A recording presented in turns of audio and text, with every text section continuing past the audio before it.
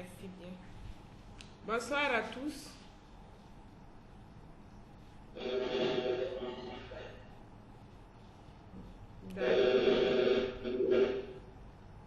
C'est pas votre ordinateur. Il y avait un participant qui laissait son micro. Je vais l'interpeller avant. Rebonsoir à tous.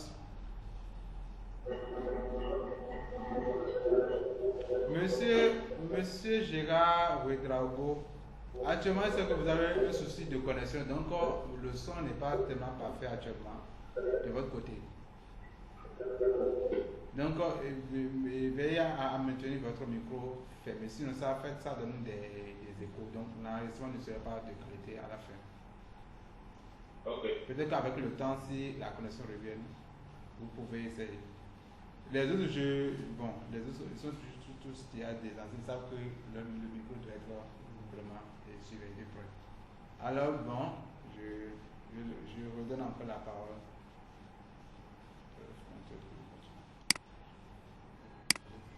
D'accord, merci beaucoup. Bonsoir à tous.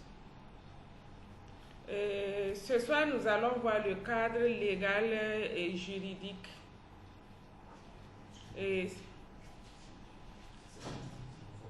Voilà, cela sous-entend qu'on va voir le droit international humanitaire, les principes humanitaires et d'autres cadres dans lesquels les humanitaires évoluent. Mais avant de commencer, nous allons nous présenter. Moi, c'est Madame Nadie Félicia. Je suis juriste de formation et référent sécurité dans une organisation, l'ONG DMI. Voilà, si on peut faire un tour de table pour se présenter, connaître un peu les profils des participants, ça sera bien. Bon, on a un en présentiel, je ne sais pas s'il veut commencer. Il n'y a pas de problème. Moi, c'est Kaboré Gauthier. Donc, en ce moment, je suis à la recherche d'un travail. Donc, étudiant master en gestion de projet. Et donc, je suis intéressé par la sécurité aussi. D'où ma participation à cette formation. D'accord. Ok. Merci beaucoup. Et on continue avec les participants en ligne. Est-ce qu'on peut faire un tour de table pour se présenter? Oui, bonsoir tout le monde. Oui. Bonsoir. Vous m'entendez? Oui, on vous entend parfaitement. C'est Abou Hamassi. Oui. Je suis de la Mauritanie. D'accord. Et je suis référent de la sécurité dans l'Organisation des Nations Unies. D'accord, ok. Merci beaucoup.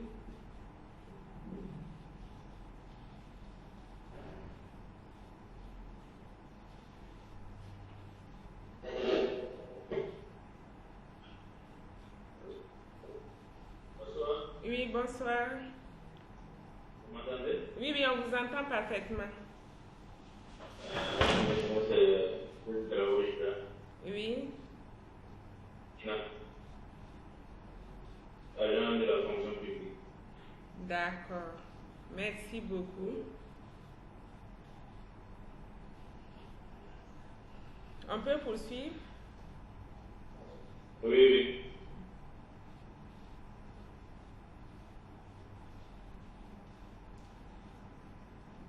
Qui d'autre veut se présenter? On peut continuer les présentations?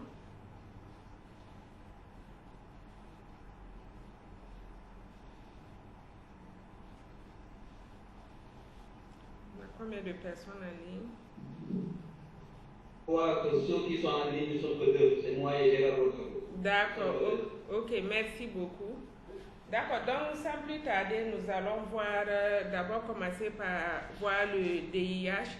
Selon vous, avant ça, nous allons voir les objectifs de la formation. Et ce soir, nous allons voir le droit international humanitaire, les principes humanitaires et d'autres cadres dans lesquels les humanitaires évoluent, notamment les dilemmes humanitaires et les lignes rouges. L'objectif de cette formation, c'est d'abord d'appliquer à bon escient les principes humanitaires aux réalités quotidiennes. Voilà ce qu'on vit sur le terrain, ce qu'on vit dans nos organisations. Comprendre comment se font, quelles sont les conditions et les leviers de l'accès humanitaire. Et aussi surmonter un dilemme humanitaire en équipe. Parce qu'on sait qu'en tant qu'humanitaire, on est très souvent amené à surmonter des dilemmes.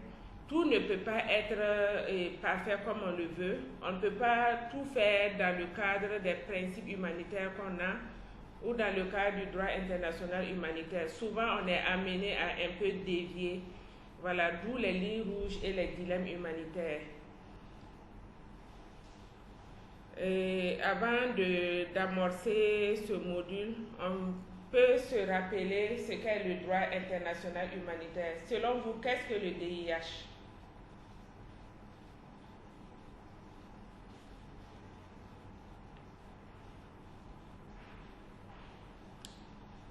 Qu'est-ce que le DIH selon vous? C'est un rendez-vous du donner, du recevoir. On va surtout échanger. Donc, si quelqu'un a une définition du DIH,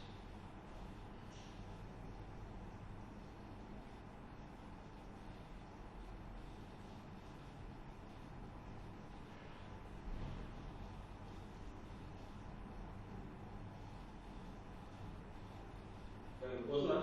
oui, bonsoir. Vous m'entendez? Oui, on vous entend parfaitement. Je vais essayer de répondre à cette réponse. D'accord.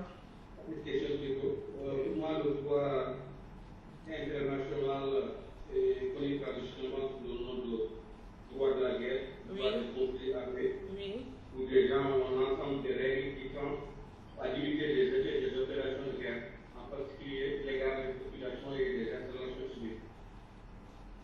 D'accord. Merci beaucoup. Qui d'autre a une autre définition? Qui d'autre veut se lancer dans une autre définition? Je peux essayer. D'accord. Donc le DIH pour moi, c'est l'ensemble des règles qui régissent les relations internationales dans le domaine humanitaire. D'accord, ok.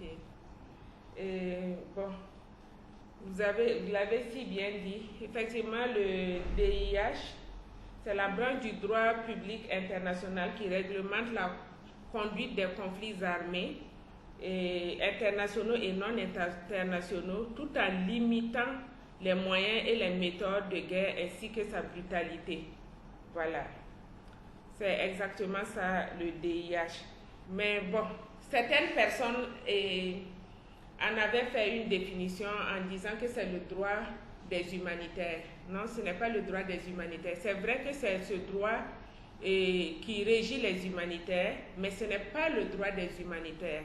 Parce qu'en tant qu'humanitaire, on est obligé de se conformer au DIH. Mais ce n'est pas le droit des humanitaires.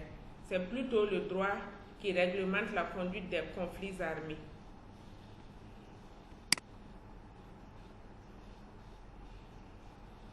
D'accord, donc on va poursuivre. Voilà, donc dans le DIH, on a des principes qui s'appliquent aux parties à un conflit international ou non international. Et tous les traités et pratiques qui constituent le cadre juridique international protègent les personnes qui ne participent pas ou plus aux hostilités. Est-ce qu'on peut définir cette partie? Selon vous, quelles sont les personnes qui ne participent pas ou plus aux hostilités et que le DIH protège?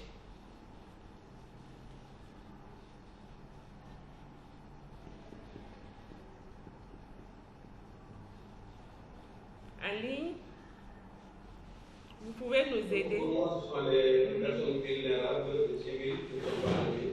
Oui. Voilà.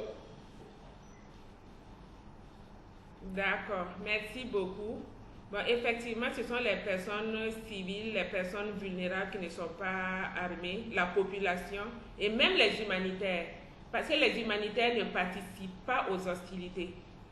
On intervient sur le terrain, mais on ne participe pas aux hostilités parce qu'on est régi par un principe humanitaire, en l'occurrence le principe de neutralité.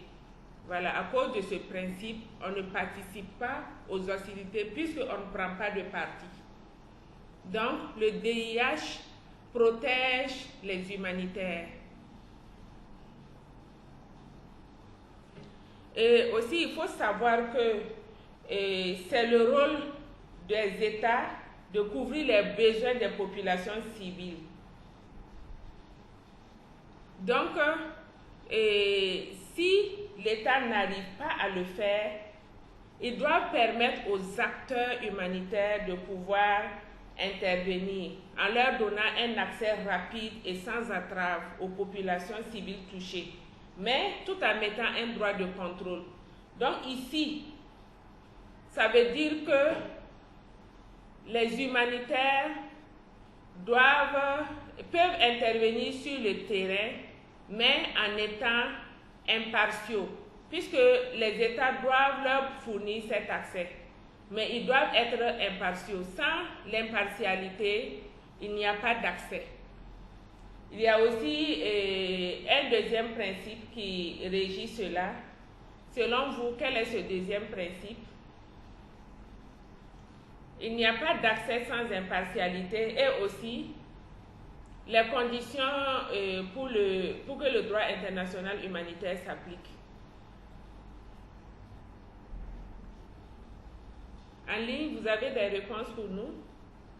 Impartialité et neutralité.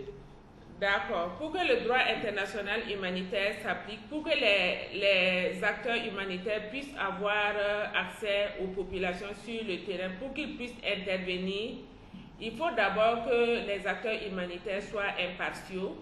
En plus de cela, les acteurs humanitaires ne peuvent pas intervenir sans consentement. Voilà, donc ce consentement, si bien de la part des populations, de l'État, et même des groupes en présence. Voilà, il faut un consentement. On n'intervient pas sur le terrain sans consentement. Je sais que monsieur, je ne me rappelle, je n'ai pas trop retenu le prénom, mon collègue de la Mauritanie, vous ne direz pas le contraire, puisque... C'est Abou Hamarchi. D'accord, monsieur Abou, avant d'intervenir sur le terrain, on doit avoir le consentement des populations. C'est vrai? Oui, c'est vrai, je confirme. D'accord. Donc, les conditions pour que le droit international, pour qu'on soit couvert par le droit international humanitaire, c'est d'abord d'être impartial et ensuite d'obtenir le consentement des parties. Voilà, il faut, sans consentement, sans impartialité, le droit international humanitaire ne peut pas s'appliquer. Voilà, on ne peut pas être couvert par le DIH. Donc, on continue. Voilà, j'avais parlé tout à l'heure de l'impartialité et du consentement des parties concernées au conflit. Donc, le DIH s'applique à toutes les parties au conflit et toutes doivent l'appliquer. Ça veut dire que ce soit de la part de tous les acteurs humanitaires et de tous les acteurs armés. Donc, que ce soit de la part des forces de défense et de sécurité, que ce soit de la part des groupes armés des groupes armés qui ne sont pas légaux, et toutes ces parties doivent appliquer le DIH. Mais il peut y arriver, c'est vrai que le DIH est là, mais ce n'est pas dans tous les pays, dans tous les conflits que les acteurs comprennent le DIH. Par exemple, dans le cadre du Burkina Faso, le conflit est tellement complexe que souvent on ne connaît pas les acteurs en présence. Donc, dans ce cas, on ne peut pas parler du DIH à proprement parler. Et si on prend aussi l'exemple de ce qui se passe actuellement en Palestine et en Israël, on ne peut pas parler d'application en tant que telle du DIH. Pourtant, c'est le DIH qui réglemente la conduite des conflits armés. Donc, on peut dire que souvent le DIH, les principes, les règles du DIH sont bafoués. Oui. Dans le cas de l'Israël et de la Palestine, oui. Pourquoi le DIH ne peut pas s'appliquer? D'accord. On connaît les deux acteurs. Oui, on connaît les deux acteurs. Mais bon, est-ce que quelqu'un veut prendre la parole? Il demande la raison pour laquelle, dans le cadre du conflit en Israël et en Palestine, le DIH ne s'applique pas. Quelqu'un peut nous éclairer par rapport à ça?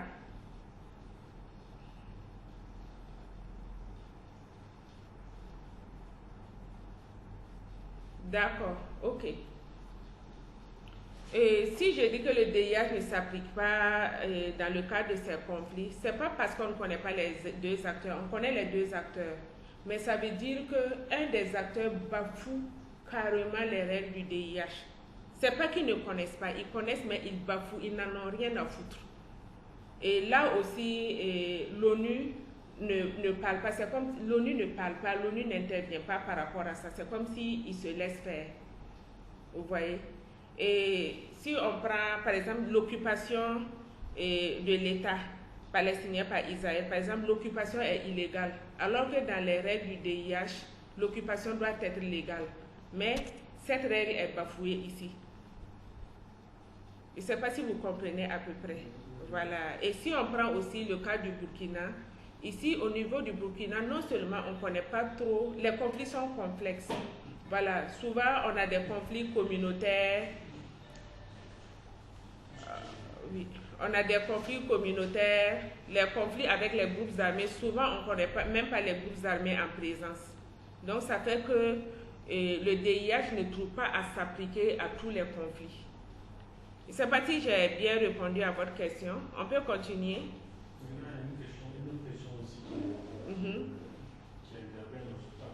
Oui. Donc s'il n'y a pas de mesures de sanctions pour ceux qui bafouent cette loi, s'il n'y a pas de mesures contre ces genres de pays, donc quelle valeur on peut donner au DIH? D'accord. Peut-être par la suite, on va voir cette question. En ligne, il demande les sanctions qu'on peut appliquer en cas de non-respect du droit international humanitaire. Quelqu'un veut répondre à cette question?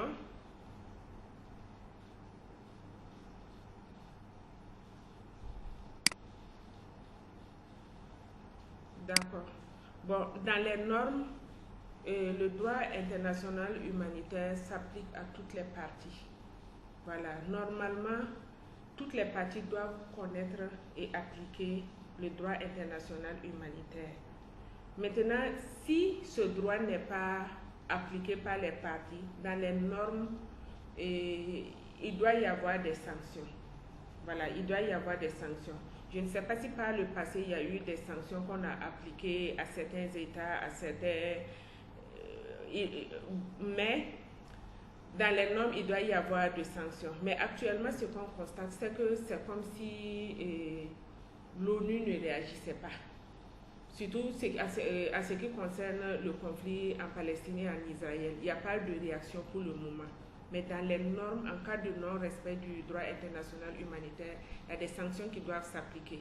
Au niveau du Burkina, on ne peut pas sanctionner parce que le conflit est très complexe. On ne connaît pas les parties en présence. Est-ce que l'ONU peut se lever pour dire qu'on va sanctionner les groupes armés? Non. Donc normalement, par exemple, si c'est entre deux pays, les sanctions peuvent aller de l'embargo, on peut même... il y a plusieurs sanctions qui peuvent que l'ONU peut éditer. Voilà. Mais dans le cas du conflit au Burkina, par exemple, c'est compliqué. On ne connaît pas les acteurs armés. On connaît pas... Bon, même si on connaît les acteurs armés, le conflit est très complexe. Voilà, dans certaines zones, le conflit est très complexe. Mais ce qu'il y a, c'est que le droit international, en appliquant le droit international humanitaire, les humanitaires sont protégés. Voilà, en respectant les principes du droit international humanitaire, les humanitaires sont protégés, puisque s'ils partent sur la base de l'impartialité et du consentement des parties en présence, il n'y a aucune raison que l'accès humanitaire leur soit refusé. D'accord. Donc, on peut continuer. On va voir les sources du droit international humanitaire. Il faut savoir que le DIH n'est pas le seul élément du cadre juridique international. Il y a d'autres textes qui ont été signés et ratifiés par de nombreux pays. Donc, on va voir quelques textes. On a le droit coutumier. Ce sont des règles qui découlent d'une pratique générale acceptée comme loi qui existe parallèlement au DIH fondé sur des traités. Il comble diverses lacunes dont le droit fondé sur des traités, en particulier dans les conflits armés non internationaux, et qui offre une protection renforcée aux civils. Voilà. Donc, le droit coutumier, ce n'est pas des règles qui ont été écrites en tant que telles. Ce sont des règles qui ont été observées au fur et à mesure de l'évolution. Voilà. Donc, en fonction de cela, souvent on les utilise pour combler des lacunes que le DIH, par exemple, n'a pas prévues. On a aussi la Déclaration universelle des droits de l'homme. Et bon, ça, ce n'est pas un traité en tant que tel, mais la déclaration a été explicitement adoptée dans le but de définir le sens des mots, notamment liberté fondamentale de l'homme, ce qui figure dans la Charte des Nations Unies et qui contraint tous les États membres. Ça veut dire que quand vous ratifiez ce traité, normalement, vous êtes contraint d'observer les clauses de ce traité dans le cadre des conflits armés. On a aussi la Convention sur l'interdiction de l'utilisation du stockage, de la production et du transfert des mines antipersonnelles et sur leur destruction. Ça découle du traité d'Ottawa. On a le statut de Rome de la Cour pénale internationale qui définit les crimes internationaux sur lesquels la CPI a compétence, y compris les crimes de guerre et les crimes contre l'humanité. Donc, je vais citer les différents et les autres sources. Après, si vous avez des questions, on peut revenir sur ça. On a la Convention de l'Union africaine pour la protection et l'assistance des personnes déplacées en Afrique, notamment la Convention de Kampala. On a la Convention internationale des droits de l'enfant, voilà, et qui reconnaît explicitement les personnes de moins de 18 ans comme des êtres humains à part entière qui ont des droits sociaux, économiques, civils, culturels et politiques, des droits fondamentaux obligatoires et non négociables. On a aussi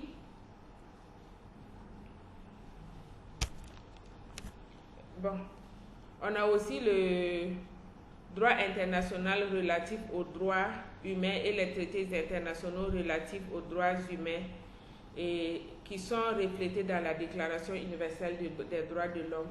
Il faut savoir que si on dirige intentionnellement des attaques contre le personnel humanitaire et le matériel de secours, cela est constitutif d'un crime de guerre si ces attaques ont lieu pendant ou si c'est en relation avec un conflit armé international ou non international.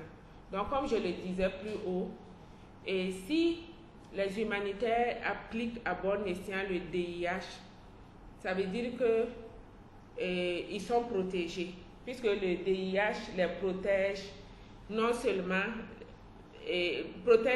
les humanitaires, mais protège aussi les ressources qui sont essentielles à leur survie. On peut continuer, Monsieur Kabouli? Oui. D'accord. On a aussi les règles et normes nationales, juridiques, traditionnelles et coutumières qui peuvent renforcer le cadre normatif international relatif à l'accès humanitaire.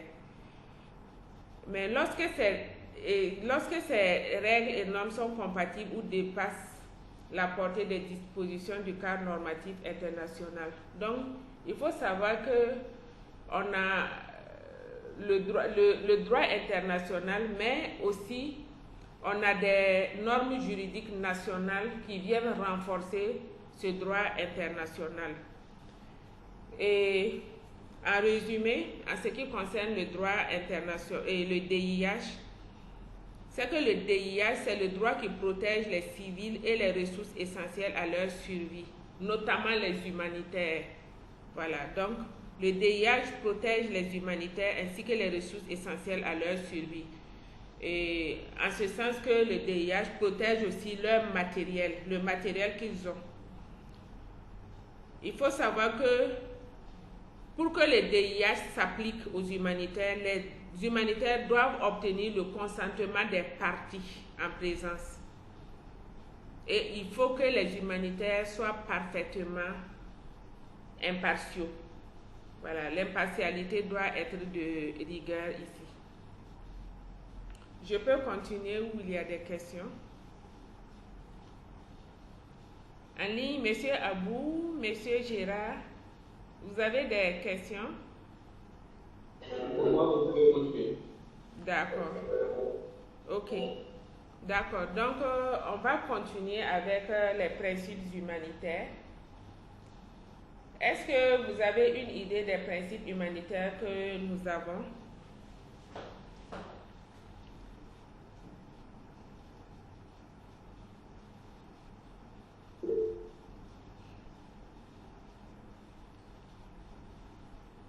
Avez-vous une idée des principes humanitaires que nous avons?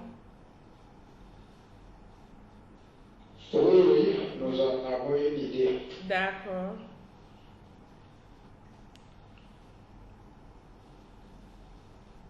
Est-ce qu'on peut les citer? Oui, on peut les citer. Ok. Et dans l'action humanitaire, nous avons 4 principes de base. D'accord. Notamment l'humanité. D'accord. L'impartialité. Oui. Oui, la neutralité. Oui. Et l'indépendance. Et l'indépendance, d'accord. Ok. Merci beaucoup. Maintenant, nous allons peut-être les définir. Qu'est-ce que le principe d'humanité?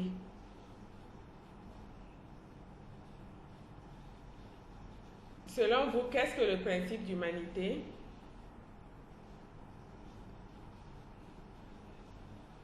Ok. Selon moi, le principe d'humanité renvoie à le fait de porter secours à des gens qui sont dans des souffrances. D'accord. Ok. Non. D'accord. Ok. C'est exactement cela. Le principe d'humanité, c'est le principe qui prévient et allège les souffrances. Protéger la vie et la santé, faire respecter la personne humaine, favoriser la compréhension mutuelle, l'amitié, la coopération et une paix durable entre tous les peuples. C'est ça le principe d'humanité. On va voir tous les principes. Après, peut-être, on va essayer de voir si on a quelques cas applicables aux principes. D'accord, Monsieur Kabouré, on avait cité les différents principes humanitaires qu'on avait, notamment le principe d'humanité, le principe de neutralité, le principe d'indépendance et le principe d'impartialité.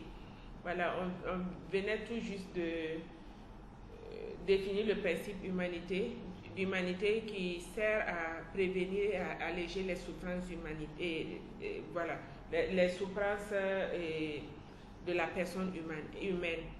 Maintenant, on a d'autres principes. On peut continuer avec les définitions. Oui.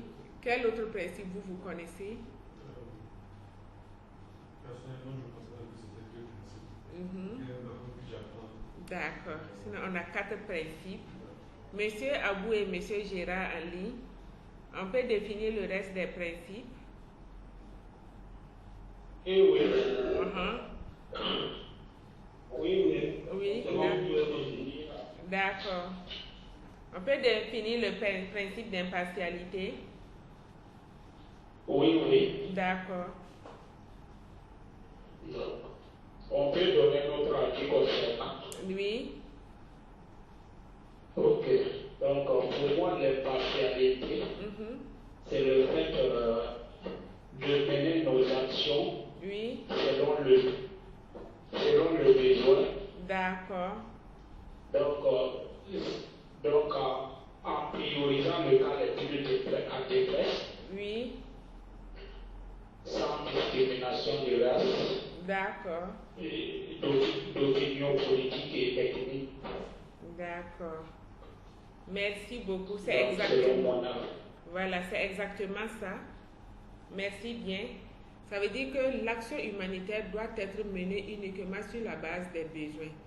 Voilà, donc on ne peut pas se lever, aller et mener notre action sans connaître les besoins des populations. Peut-être que les populations ont besoin d'un fourrage ou de la nourriture et nous on se lève pour aller distribuer des jouets à leurs enfants.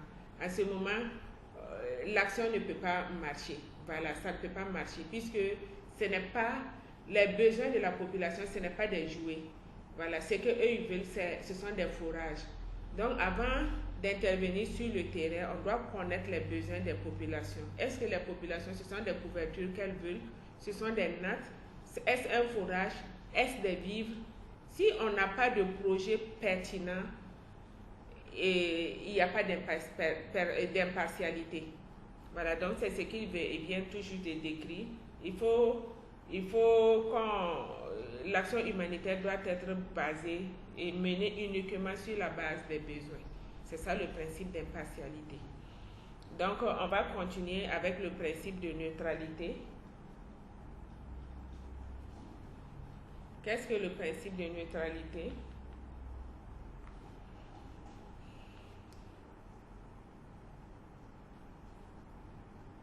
Je vais donner mon avis encore. Oui, allez-y. Ok.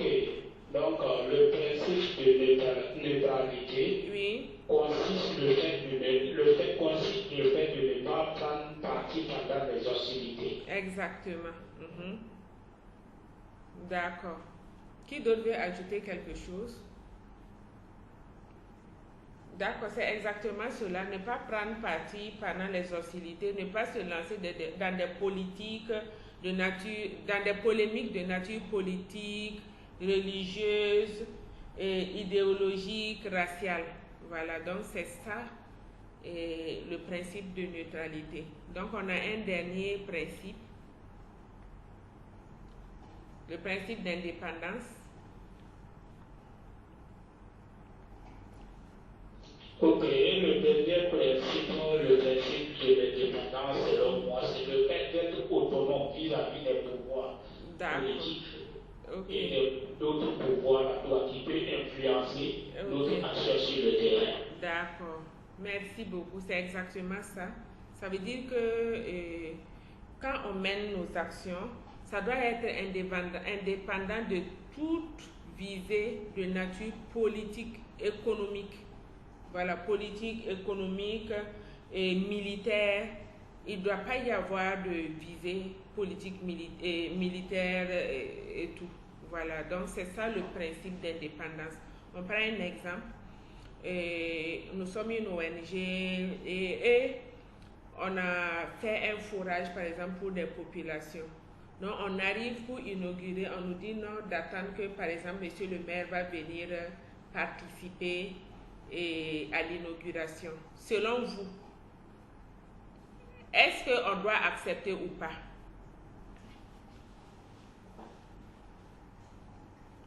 On a construit un forage pour des populations, on arrive pour l'inauguration, mais on nous dit d'attendre que le maire vienne d'abord avant que l'inauguration se fasse. Selon vous, faut-il accepter ou pas? Selon moi, oui.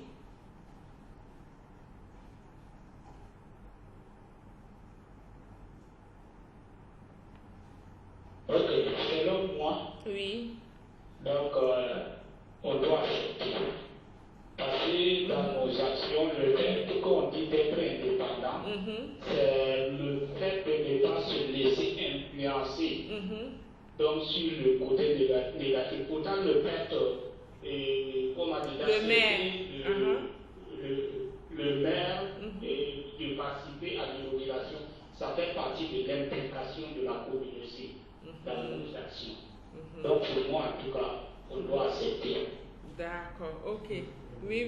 Monsieur Kaboré. Bon, j'ai un autre point de vue. Parce qu'en faisant appel au maire pour l'inauguration, ça peut quelque part laisser entendre une certaine proximité avec le pouvoir en place. Et donc, venir mettre en doute le principe d'impartialité et peut-être même d'autonomie, si c'est oui, allons-y. Et donc, ça peut créer plus de conflits que ce qui est souhaité. D'accord, ok. Bon, je pense que cela va dépendre de chaque ONG, de votre mandat et tout. Mais en principe, si le maire vient pour l'inauguration, ça veut dire que ça peut avoir des visées politiques. En ce moment, le principe d'indépendance peut être bafoué. En ligne, vous êtes d'accord? Oui, nous sommes avec vous. D'accord. Oui. Par rapport à cela, ça dépend, comme vous avez dit tantôt, ça dépend de votre mandat. Oui. De ce qu'ils font. Pour nous, personnellement, je parle du système de l'énergie, on ne peut pas faire des activités dans une quelconque localité sans l'utilisation des autorités locales. Donc, on travaille pour les populations. Normalement, avant de faire quoi que ce soit dans une localité, il faut avoir déjà l'aval de cette autorité locale qui est sur place. Donc, pouvoir ériger un forage ou quoi que ce soit dans sa localité. Je ne parle même pas de l'inauguration. Donc, je trouve ça normal. Je ne trouve même pas d'impartialité par rapport à cela. Quand on parle de l'impartialité, ça ne va pas dans ces actions ou dans les réalités qu'on fait par rapport aux populations. D'accord. Donc, c'est l'idée de moi. Ok, vous n'avez pas tort, c'est ça aussi, puisque avant de mener chaque projet, il faut avoir l'aval des autorités et des autorités locales. Je prends l'exemple ici, par exemple dans la zone de Dori, où ils ont soumis, par exemple, l'implantation de chaque projet à l'approbation du gouverneur. Le gouverneur, chaque projet, avant que chaque projet ne démarre, il doit donner son aval. Ça, c'est le démarrage des projets. En fait, quand on parle du principe d'indépendance, c'est de ne pas associer l'action humanitaire à l'action politique. Si par exemple le maire vient à l'inauguration et qu'il permet de faire des discours politiques, on peut dire ici que le principe d'indépendance est bafoué parce qu'en ce moment, on aura une visée politique.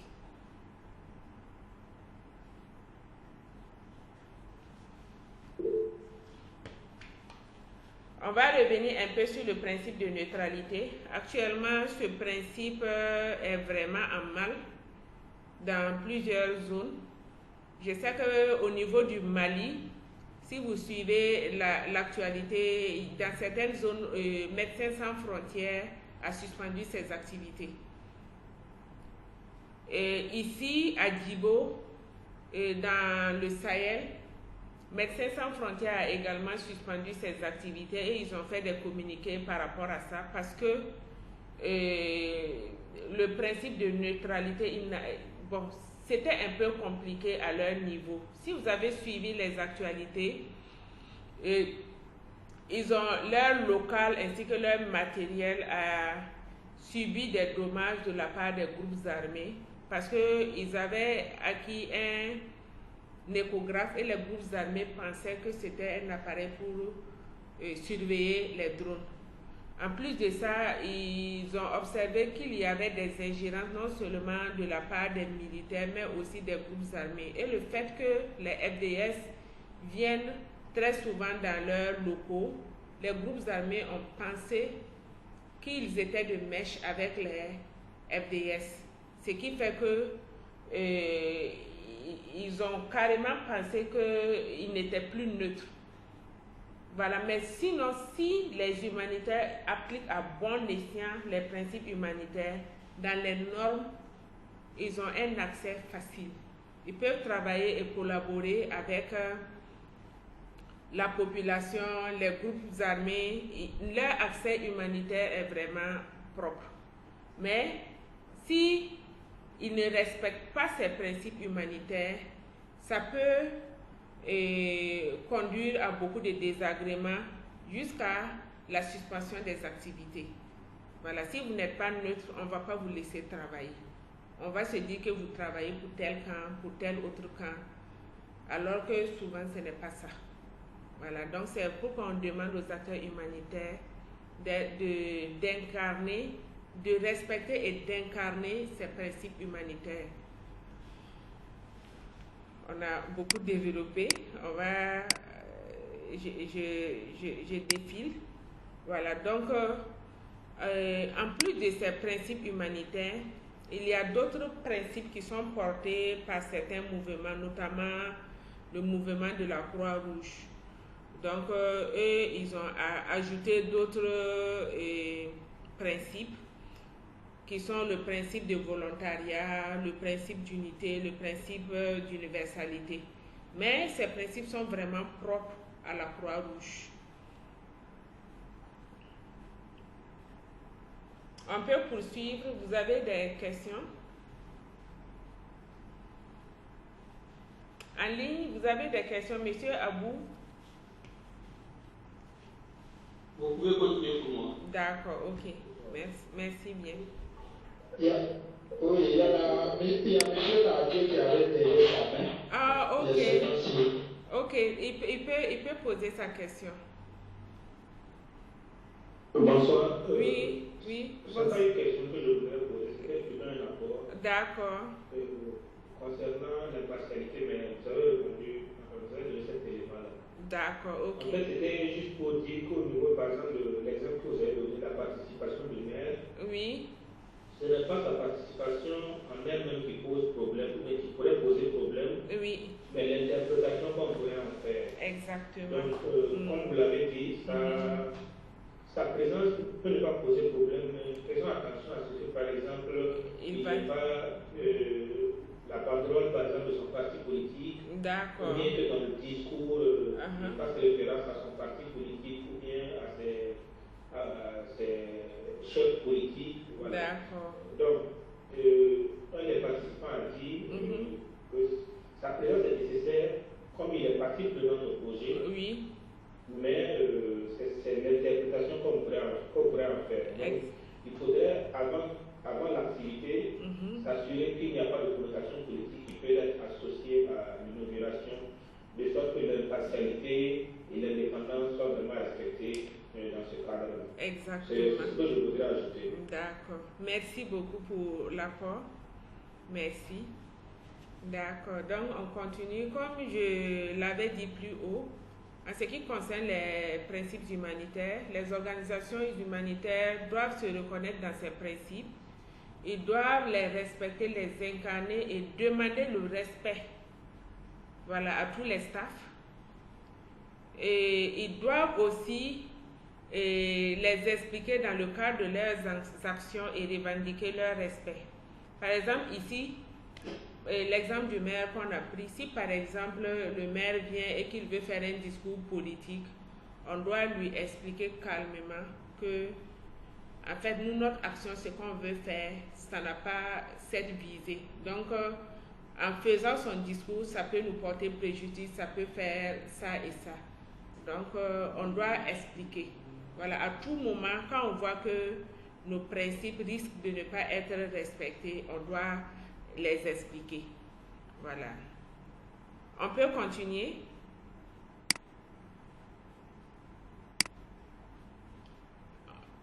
Mais ce n'est pas à tout temps aussi que ces principes peuvent être respectés. Voilà. Donc les principes que nous respectons, que nous incarnons et dont nous demandons le respect, ce n'est pas à tout moment que nous-mêmes, en tant qu'humanitaires, on peut les respecter. D'où les lignes rouges et les dilemmes humanitaires. Voilà, quand on parle de lignes rouges, il y a un cadre normatif dans lequel les ONG évoluent. Et les ONG ne peuvent pas quitter ce cadre sous peine d'enfreindre certaines règles. Voilà, donc je ne sais pas si vous pouvez... Est-ce que vous savez ce que c'est que ces lignes rouges qu'on ne peut pas franchir en tant qu'humanitaire? Monsieur Abou, Monsieur Kabé, vous avez des idées de lignes rouges que nous, en tant qu'humanitaires, nous ne devons pas franchir?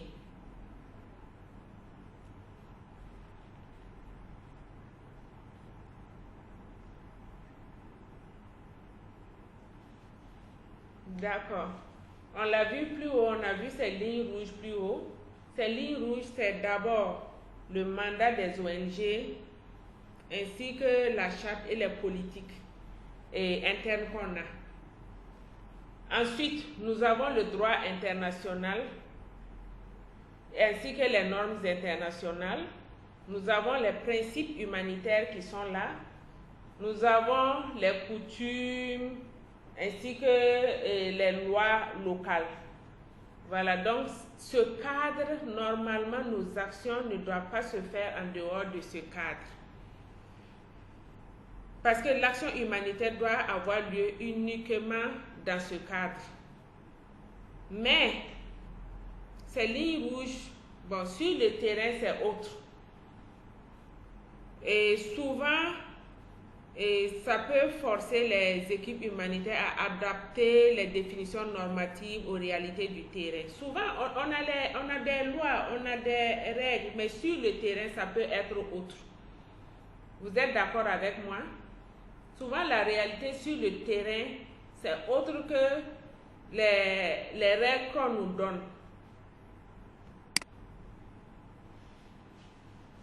On prend un exemple.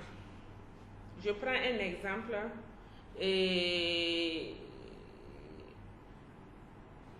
on part sur le terrain. On arrive et, par exemple, il y a un acteur, on voit des acteurs armés, deux acteurs armés, un est armé et l'autre, par exemple, qui a été blessé et qui nous contraint à transporter le blessé dans notre véhicule. Selon vous, est-ce qu'il faut faire ou est-ce qu'il ne faut pas faire?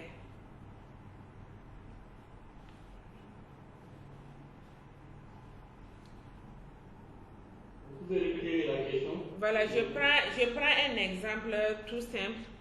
On est sur le terrain, on part par exemple pour faire une distribution de vivres et on croise deux acteurs armés dont un est grièvement blessé et l'autre qui est armé et qui nous contraint à les transporter dans notre véhicule.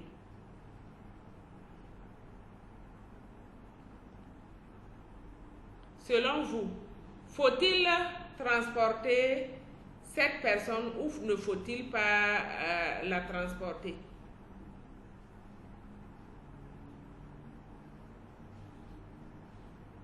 Je peux répondre? Oui, allez-y. Dans ce cas de figure, nous n'avons même pas le choix. Donc, on est obligé de le transporter, on respecte même. Il n'y a plus de règles d'hygiène ni de droit, parce qu'on est sur un cas spécifique. Donc, maintenant, je choisis un peu le temps. D'accord. Ok. Donc, c'est ce qu'on appelle ligne rouge et dilemme. Voilà, c'est ça. En fait, ce sont des cas très particuliers qui nous amènent à franchir les lignes, le cadre normatif qu'on a. En ce moment, qu'est-ce qu'il faut faire? Quel ton est-ce qu'il faut adopter? Voilà. Est-ce que vous pensez que la personne qu'on a en face de nous connaît notre mandat? Cette personne connaît nos principes, même s'ils connaissent, eux, ils veulent être soignés ou ils veulent être transportés. En refusant de les transporter, notre vie peut être en danger. Donc, souvent même, le fait qu'on ait des principes, qu'on soit soumis à des règles, il y a des cas qui nous amènent à franchir le cadre légal qu'on a. Voilà, donc c'est ce que j'ai appelé ligne rouge. Voilà. Maintenant, les dilemmes. Les travailleurs doivent être prêts à agir selon les discussions de l'équipe. Ils doivent adopter la position de l'institution. En fait, souvent, les dilemmes, on nous demande... les dilemmes, normalement, ce sont des actions et des négociations qui doivent se tenir dans les lignes rouges. Mais il y a des moments où on ne peut pas le faire. On a un dilemme. Comment est-ce qu'il faut résoudre cela? Donc, on nous dit que les dilemmes, normalement, si on est en équipe, on doit discuter en équipe et trouver une solution. Et on assume. Voilà, on assume la solution qu'on a et on rapporte à la base. Je prends un exemple. Une ONG qui a donné un exemple. Ils sont arrivés à Arbinda pour une distribution de vivres. Vous savez que dès lors qu'on se fait escorter, ça veut dire qu'il n'y a plus de neutralité. Si on se fait escorter par des militaires, il n'y a plus de neutralité. Et c'est la dernière option en matière de stratégie des ONG. Voilà, puisqu'on a plusieurs stratégies, on a l'acceptation, on a la dissuasion, on a la protection, ce sont des stratégies qu'on a. Donc l'escorte armée, c'est une stratégie de dissuasion. Dès lors qu'on se fait escorter, ça veut dire qu'on n'a plus notre accès, on n'a même plus d'accès humanitaire. Il faut forcément qu'il y ait une escorte pour arriver à là où on doit aller. Dans certains pays, notamment au niveau du Niger, au niveau du Mali, dans certains pays, il faut forcément une escorte militaire, sinon on ne peut pas traverser le pays. Ici, au niveau du Burkina, dans certaines zones aussi, l'escorte militaire est obligatoire. Mais avant, c'était vraiment la dernière solution pour les ONG. Voilà, parce que c'est la stratégie de dissuasion. On ne le fait que si on n'a pas le choix. Voilà, on ne peut rien faire. On sait que dans la zone, notre accès vraiment, on n'a pas un bon accès humanitaire. On ne peut pas aller sans escorte armée. En ce moment, on le fait. Sinon, l'escorte armée, ça bafoue le principe de neutralité.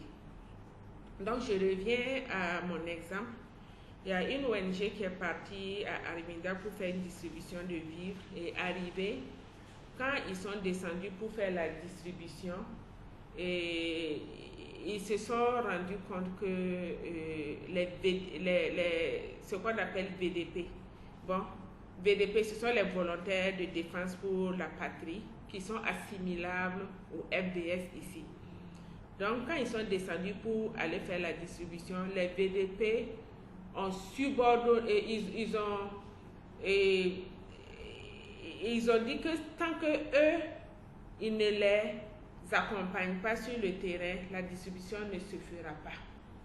Donc, c'était la condition. Ils ont conditionné la distribution à leur escorte. Voilà, il fallait le faire. Sinon, ils sont arrivés tout, les vivres sont là, ils ne peuvent pas les ramener à Ouara. Donc, ils ont discuté en équipe, ils ont accepté et ils ont pu faire la distribution. Sinon, dans les normes, ils ne devraient pas se faire escorter. Et si sur la route, les autres acteurs armés les voient, en ce moment, ils diront qu'ils ne sont plus neutres. Même au sein de la population, non seulement ils ne sont plus neutres, ils peuvent se faire attaquer. Non seulement eux, mais aussi la population qu'ils partent pour desservir.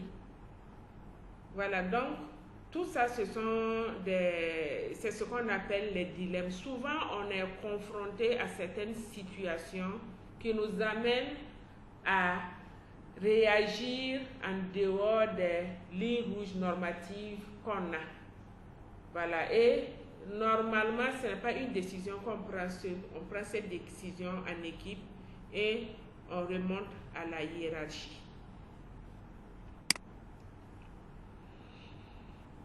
Voilà, donc, comment gérer les dilemmes? Comme je l'avais dit, le dilemme, c'est un travail qu'on fait en équipe. Et on va discuter, voir les différentes options possibles. On énonce le dilemme. Par exemple, est-ce qu'il faut utiliser des escortes armées plutôt que de ne pas utiliser d'escortes armées? Et quand on prend, chaque décision qu'on prend, on sait qu'il y a une conséquence qui peut arriver. Donc, on décide d'assumer en même temps. On identifie les options en jeu. Est-ce qu'il faut recruter une escorte armée locale? Est-ce qu'il faut demander aux autorités de fournir une escorte armée? Est-ce qu'il ne faut pas utiliser d'escorte armée et retirer discrètement le personnel de la zone exposée? Voilà, donc ce sont des options. On va poser des options et choisir vraiment la solution la moins mauvaise. En tout cas, ce qu'on peut dire, toutes les solutions du dilemme sont mauvaises. Donc, en équipe, on choisit la moins mauvaise qu'il faut. Et après avoir choisi, on identifie et on évalue les conséquences attendues, en particulier les effets négatifs des options. On explore les moyens d'atténuer les conséquences négatives attendues par des mesures qui rendraient les options disponibles et plus acceptables. Donc, dans les normes, ces choix sont toujours validés par la hiérarchie, comme je l'ai dit. On choisit et on se réfère à la hiérarchie pour qu'on nous donne le OK. Et l'organisation doit accepter. Et franchir les lignes rouges est parfois la seule solution. Voilà, c'est ça seulement que c'est la seule solution qu'il faut. Sinon, c'est compliqué. Donc, c'est ça qu'on appelle dilemme. Voilà, on a un dilemme. Qu'est-ce qu'il faut faire? On a ce problème. Qu'est-ce qu'il faut faire? On a des solutions. Toutes les solutions sont mauvaises. Mais en équipe, on discute pour trouver la moins mauvaise possible. Et normalement, c'est l'organisation qui doit prendre et assumer la décision lors d'un dilemme et non une personne ou un négociateur à titre individuel. Mais quoi qu'il arrive, il ne faut pas nuire. Voilà, il ne faut pas nuire. En prenant la décision, il faut voir les conséquences sur votre vie, sur là où vous partez. Voilà, puisqu'on dit what is important now, le win. Qu'est-ce qui est important à l'instant présent? C'est ce qu'on va faire ou c'est notre propre vie. Voilà, donc il ne faut pas nuire à quelqu'un, il ne faut pas nuire à sa propre vie aussi. Est-ce que vous avez des questions par rapport à ça? En ligne, Monsieur Abou? Pour moi, c'est bon. C'est bon. Monsieur Cabré? Oui, pour moi, c'est bon. C'est bon aussi. Monsieur Caboré? D'accord. Donc, pour ce module, c'est bon pour vous également. Mais pour tout le reste du module, est-ce que vous avez des questions?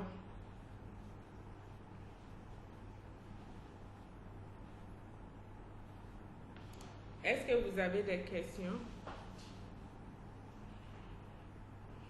Monsieur, sinon, tout est OK. Tout est OK. Pareil aussi. Parce qu'on en a fini. En fait, c'est un module qui est assez court.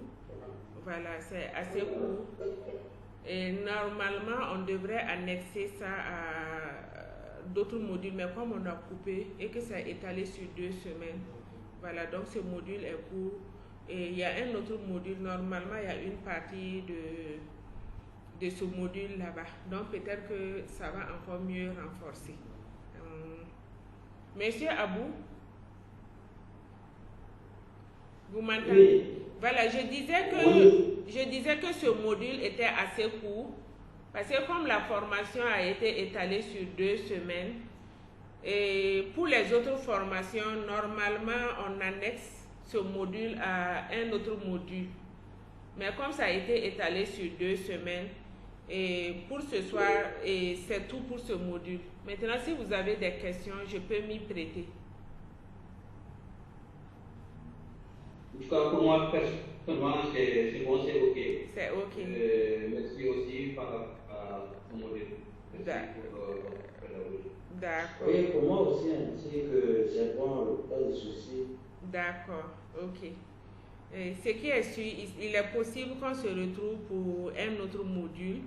On pourra mieux expliquer certains concepts. Et le module aussi vous sera partagé. Sinon, c'est tout en ce qui concerne le cadre légal et juridique. Merci à vous en ligne. Oui, merci. Merci à vous de même. Merci pour la participation active. Merci beaucoup, madame. Merci, bonne soirée à vous. Merci beaucoup. Merci bien. Allô? Oui, allô?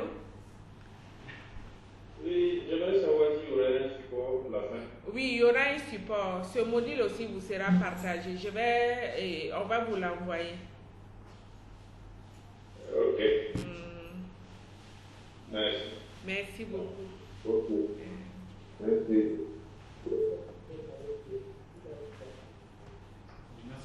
Merci beaucoup. Merci à vous de même. Est-ce qu'on peut les appeler? Ils vont venir arrêter là. Ok.